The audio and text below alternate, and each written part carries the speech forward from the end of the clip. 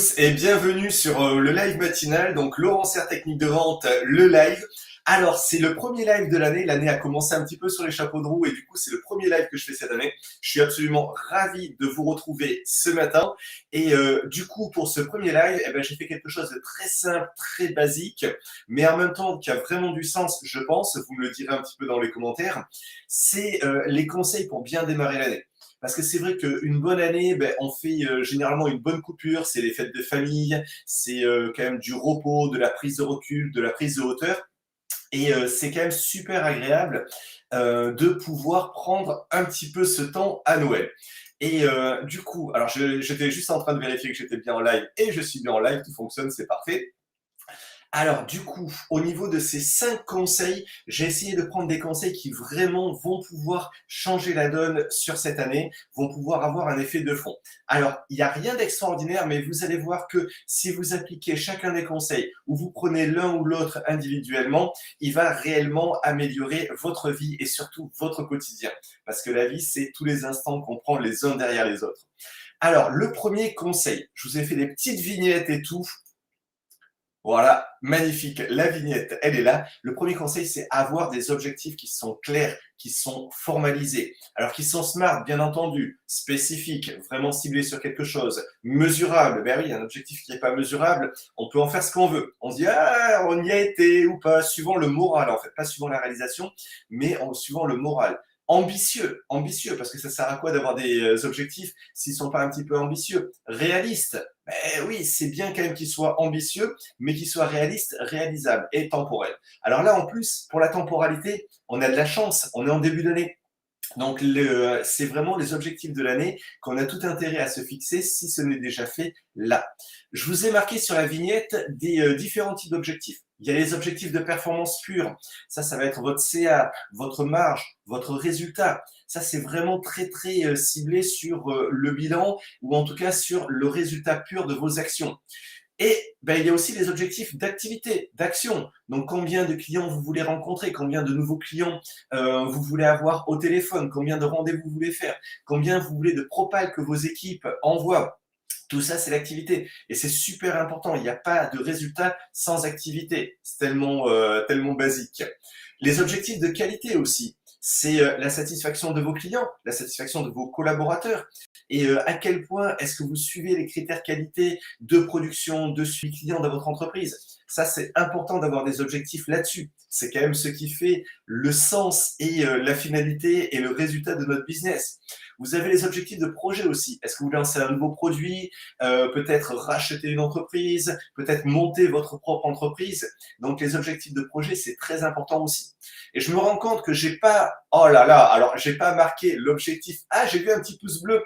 N'hésitez pas à balancer des pouces d'ailleurs. Et c'est vrai que c'est quelque chose qui me fait vachement plaisir et qui me donne de l'énergie. J'ai oublié dans les objectifs un objectif super important. En plus, pour moi, entraîneur Booster Academy, ce serait quand même incroyable de ne pas y avoir pensé, l'objectif de compétences. Et pensez, vous avez des compétences qui doivent être mises en œuvre pour avoir les résultats, et bien mesurez ces compétences. Nous, chez Booster Academy, les compétences de vente, on les mesure en pourcentage.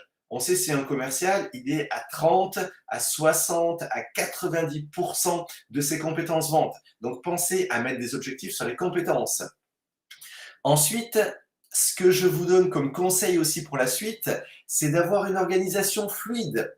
Et au niveau de la prospection, de la signature, du déploiement de vos biens ou services, de la fidélisation, vos process doivent être fluides. Ils doivent être écrits, ils doivent être pensés. Donc, prenez un petit peu de temps en temps pour savoir ce que vous devez faire, comment vous devez le faire et quand vous allez le faire. Ayez un système pour prospecter, un système pour signer, un système pour déployer votre activité, un système pour fidéliser. Ça, c'est alors vous avez les systèmes dans vos entretiens de vente, ça s'appelle les techniques de vente, les systèmes de prospection, mais pensez bien à chaque étape d'avoir des systèmes qui soient productifs, que vous pouvez améliorer. Et on ne peut améliorer que ce qui est écrit. Donc, pensez à ce que vos systèmes soient vraiment formalisés, sinon ils n'existent pas.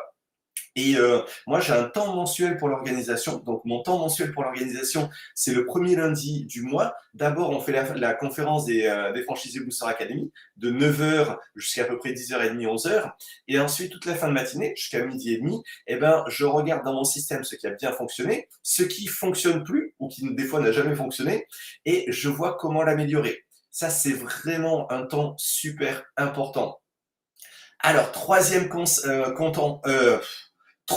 conseil, excusez-moi, c'est le matin, je dois pas être bien réveillé. Allez, on se bouge un petit peu. Alors, le conseil, c'est avoir des temps sanctuarisés. Je viens de vous parler d'ailleurs d'un temps sanctuarisé qui était le temps de mon organisation, mais les temps sanctuarisés, pour moi, c'est plus le temps pour la famille, effectivement, parce que le temps du boulot, je pense qu'on est tous pas mal à fond dans notre boulot, peut-être un peu trop, et du coup, le temps du boulot, il est assez naturellement sanctuarisé. Par contre, le temps pour la famille, le temps pour les amis et le temps pour soi, ça c'est vraiment quelque chose que vous devez formaliser. Quand est-ce que je prends du temps pour ma famille? Moi, cette année, par exemple, je suis très très heureux et fier d'avoir un temps pour ma famille, qui est un temps pour ma fille Alban, qui s'est mise aux échecs. Elle a 9 ans, elle me bat aux échecs, ça m'énerve, mais bon, c'est comme ça, je suis hyper heureux pour elle. Enfin, hier, elle m'a battu une fois et non, je l'ai battu une fois et on a fait une fois égalité. Et bien là, je sais que c'est vers 6h30, 7h, c'est elle qui vient me chercher, qui me dit ouais papa, maintenant on fait la partie. Et hop, là je réfléchis pas, temps actualisé, on y va. Pareil pour la petite balade le dimanche. Pareil pour les activités que vous pouvez faire avec votre conjoint, le resto du mois. Nous, on a un truc qui s'appelle le resto du mois. C'est pour nous et pour les enfants aussi. Pour nous le couple et pour les enfants. Et le temps pour les amis. Eh ben là, on s'est mis un nouveau temps pour les amis depuis dimanche dernier. Donc résolution de bon début d'année. C'est dimanche matin sur la place de Mogio, le café. Viens qui veut. D'ailleurs, si dimanche à 10h, dimanche prochain à 10h, vous voulez boire un petit café au café du midi à Mogio, eh ben c'est bienvenu. Vous venez parmi le groupe des amis, on échange, on discute de tout, de rien. C'est très sympa. Alors, c'est temps sectorisé. Et puis, le dernier point, je pense particulièrement important, c'est vous cultiver au niveau professionnel, au niveau personnel et à l'entre-deux aussi. Alors, se cultiver à l'entre-deux, c'est quoi? Se cultiver à l'entre-deux, c'est lire des bouquins qui vont être un petit peu plus ardus que les bouquins perso peut-être, mais qui vont avoir une portée sur le social, sur le sociétal. Alors, pour le pro, pour le pro, c'est des bouquins sur votre métier. Des bouquins, des parutions, des nouvelles sur votre métier. Cultivez. Il faut que vous soyez le plus grand connaisseur de votre métier. Vous devez apporter de la valeur à vos clients, donc il faut à minima connaître votre métier sur le bout des doigts, connaître toutes les évolutions, connaître éventuellement les théories qui s'affrontent. S'il y a une théorie dans votre métier qui contredit votre vision du métier, exploitez-la à fond. Parce que les gens qui ont produit cette théorie, ils ont sans doute des raisons. Ça enrichira votre métier, ne serait-ce que pour débunker la théorie adverse. Vous allez voir que c'est super intéressant. Alors après, sur l'entre-deux, l'entre-deux, moi j'aime bien lire des bouquins qui vont concerner les relations sociales, l'état du monde, parce que ça c'est mon métier aussi. Communiquer avec les uns, avec les autres, savoir se situer dans le monde actuel. J'aide beaucoup mes clients sur leurs projets, sur leurs services, sur leurs produits, sur leur clientèle, la manière d'aborder leur clientèle. Donc c'est important de comprendre ça. Les bouquins là-dessus, je vais vous lire quelques-uns des derniers que j'ai lus. Alors, il y a Antifragile de Nassim Nicolas Taleb. Donc, ça, c'est incontournable. Lisez Antifragile. On peut être fragile, on peut être robuste, on peut être antifragile.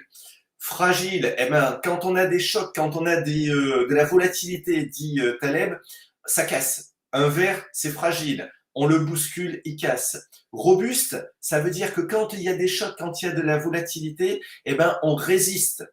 Mais on résiste, c'est tout. Et antifragile, quand il y a des chocs et de la volatilité, alors franchement, le Covid, c'est un bel exemple de volatilité, là, on se renforce. Et je peux vous dire que des gens antifragiles autour de moi, j'en vois plein. Et qui sont souvent pas 100% antifragiles, parce qu'il y a des moments où il y a des secteurs sur lesquels il y a des failles, mais qui sont quand même bien costauds et qui sont vraiment développés dans ce Covid. Et même certains qui n'auraient pas dû se développer. Donc Ghislain Morvan, par exemple, a tout mon respect parce qu'il était dans le secteur le plus dur. Peyo du Barbier aussi, et toute l'équipe du Traiteur Grand et de Deal for Event sont des gens qui sont antifragiles. Ils étaient au cœur de la crise, ils étaient dans l'événementiel et ils ont quand même réussi à passer super bien, à souder leurs équipes, à développer leur business. Donc ça, c'est l'antifragilité. Et j'ai pu avoir ce concept, le formaliser, l'apporter à certains de mes clients et en qualifier, comme je viens de le faire certains autres, ben parce que je comprends ce concept. Dans les autres bouquins, entre le pro et le perso, il y a le pouvoir rhétorique. Donc Clément Viktorovitch, vous savez, c'est lui qui, sur Canal+, il fait les émissions où il explique en fait le discours, pourquoi les discours sont biaisés, pourquoi ils sont pas biaisés. Super intéressant. Je crois que maintenant il est sur France Info, on peut le retrouver en tout cas sur YouTube 5 minutes, c'est juste magique. Et en fait, le pouvoir rhétorique, c'est le copywriting, mais à ce niveau-là. Le copywriting, donc les petites recettes, ça marche bien, mais on voit la différence entre quelqu'un qui fait du copywriting, où on voit que c'est très commercial, c'est un peu basique, et quelqu'un qui utilise vraiment la rhétorique. Il y a, je crois que Sanchez, chercher écrivain Sanchez, et c'est un gars qui est juste extraordinaire. Alors je vois qu'il y a des gens qui me disent bonjour François, bonjour Étienne, et on discutera juste après. Donc Sanchez, vous cherchez Sanchez écrivain sur LinkedIn, je me souviens plus son prénom, mais le mec est magique, il écrit des choses qui sont incroyables. Olivier Seron, allez lire ce que fait Olivier Seron. Et Olivier Seron, c'est un gars qui maîtrise, qui est en train de maîtriser la rhétorique. Et parce qu'il est passé de copywriting, il a bien compris que c'était pas suffisant à rhétorique. Et ça, c'est génial. Alors, un autre bouquin que j'ai mis en entre-deux pour moi, c'est Ne coupez pas la poire en deux. Parce que c'est de la négo, donc normalement c'est du pro, mais franchement c'est de la négo du FBI, un gars qui sauve des vies, un gars qui dénoue des enlèvements, des prises d'otages, des hold-up, et du coup c'est un peu entre deux, moi je fais pas ça tous les jours, et non même je fais ça jamais d'ailleurs, mais du coup j'ai mis entre deux, et le bouquin est génial, super intéressant. Et le dernier que j'ai pris, alors celui-ci, je vous invite à le lire, quel que soit votre métier, c'est le droit, nouvelle arme économique, nouvelle arme de guerre économique. Le droit, nouvelle arme de guerre économique. Je me souviens plus le nom de l'auteur, mais ce bouquin est fascinant, c'est comment les États-Unis défoncent le reste du monde. Il y a plein de gens qui disent ouais, les États-Unis sont en récession, ils sont sur le déclin. Eh ben, quand vous lisez ce bouquin-là, vous vous rendez compte qu'en fait, ils sont pas foutus du tout les États-Unis et que même si sur certains points ils sont sur le déclin, ils ont tellement une puissance incroyable avec les nouvelles armes de guerre économique et l'extraterritorialité du droit américain. Si vous voulez que je fasse une vidéo, normalement ça a l'air chiant ça, et moi j'aime bien les trucs chiants souvent, et s'il y en a quelques-uns que ça intéresse, l'extraterritorialité du droit économique, comment on s'est fait démonter et voler technique, comment on s'est fait démonter et voler Alstom. Alstom qui est quand même qui produit les pièces pour nos centrales nucléaires et pour notre sous-marin atomique. Ben, ça c'est super bien expliqué, ça vous donne une autre vision du monde, ça donne une autre vision du business aussi, parce que c'est là qu'on se rend compte que les techniques déloyales dans le business, ben, malheureusement, elles marchent et qu'après, c'est qu'une question d'éthique. Les Américains, eux, ils ne sont pas embarrassés de l'éthique. Là, c'est fini. Sur ce plan-là, ils n'en ont plus. Le seul truc qui les intéresse, c'est de défoncer tout le monde. Donc voilà. Alors, ces bouquins, entre le pro, des conversations hyper intéressantes avec quelqu'un qui est sur le pro et commencer à élargir un petit peu. On ne parle pas que de notre métier, que de notre produit. Et dernier point, eh ben, lisez des bouquins pour vous. Lisez des bouquins pour vous. Et je vous ai préparé une petite liste. Alors, il y en a un qui est magique, c'est Pouctou. Et Pouctou, je remercie la personne, je ne me souviens plus qui c'est, qui me l'a conseillé, mais c'est sur l'Afghanistan et justement donc la guerre en Afghanistan. Franchement, ces 2 tomes, ils sont épais comme ça se lit comme ça. C'est génial. Je vous conseille aussi Marc Duguin. Marc Duguin, c'est un super écrivain, très fin observateur de la société, qui fait de la fiction. Mais quand vous lisez ses fictions, vous dites waouh, ça me rappelle des trucs que j'ai pu voir, donc sur la politique, sur l'état de la France. Joël Dickers. Alors là, Joël Dickers, c'est un écrivain, un vrai écrivain, du style, de l'emphase. C'est génial. Quand vous lisez ça, en fait, vous vous libérez. Quand vous lisez ça, vous devenez intelligent. en construction, en style, et votre imagination se développe, votre concentration se développe. Donc, pensez à avoir ces temps de lecture. Et le dernier que je vous avais préparé en lecture perso, c'est Bertrand Russell. Bertrand Russell, c'est un philosophe et logicien anglais. C'est un gars, je crois qu'il a eu le prix Nobel de littérature, parce qu'il n'y a pas de prix Nobel de philosophie, mais ils lui ont quand même donné le prix Nobel de littérature. Et le mec a fait une histoire de la philosophie qui est juste bien. C'est-à-dire, c'est suffisamment poussé pour pas être trop superficiel. C'est un gros bouquin hein, quand même. Et en même temps, c'est lisible, compréhensible. Donc, si la philosophie, si l'âme humaine vous intéresse, lisez Bertrand Russell. C'est, je crois, Grande histoire de la philosophie ou un truc comme ça. Vous tapez Bertrand Russell et philosophie, le bouquin va sortir. Donc vraiment, ayez ces temps où vous vous cultivez. Ayez ces temps où, au lieu de Netflix ou YouTube, vous lisez des livres. Ça va améliorer votre concentration, ça va améliorer votre logique, ça va améliorer votre culture, ça va améliorer votre vision du monde, ça va améliorer votre imagination. Et dernier point, dernier conseil pour cette année, et celui-ci, c'est... bon, les autres, ils étaient importants, mais celui-ci, je crois que c'est le plus important, c'est comprendre plutôt que convaincre. Arrêtez de convaincre. Bon, on est des commerciaux, hein, donc on a envie de convaincre, on va essayer de convaincre. Mais quand vous voyez que vous ne convainquez pas, arrêtez d'essayer d'argumenter et allez plutôt chercher le pourquoi. Comment ils préféreraient. Alors attention, le pourquoi, c'est une question qu'on met souvent en avant. En vente, c'est une question qui est un peu dangereuse. Parce que pourquoi, c'est une question qui pousse un peu les gens dans leur retranchement. Ok, mais allez plutôt sur le comment. Comment est-ce que les gens veulent réussir comme ça? Comment est-ce qu'ils imaginent faire? Et ça, c'est très puissant. Donc, allez, essayez de convaincre un petit peu, mais surtout, cherchez à comprendre. Comprendre comment ils fonctionnent, comprendre où ils veulent aller, comprendre ce qu'ils ont fait, d'où ils viennent. Et vous allez voir que vous créerez la relation la plus qualitative et la relation de meilleure qualité possible que vous pouvez avoir avec vos clients. Alors, je vais prendre un petit peu les interventions. J'ai essayé d'être concentré, donc j'ai pas regardé les voilà. Donc François Etienne qui me disent bonjour, Laurent qui me disent réponse 3, le client. Alors Laurent, si tu peux me préciser quelle était la question. Ah, je suis désolé. Attends, 1, 2, 3, peut-être des temps sanctuarisés. Je sais pas, Laurent. Et en tout cas, je te salue, Laurent. Damien, je te salue aussi. On doit informer, jamais convaincre.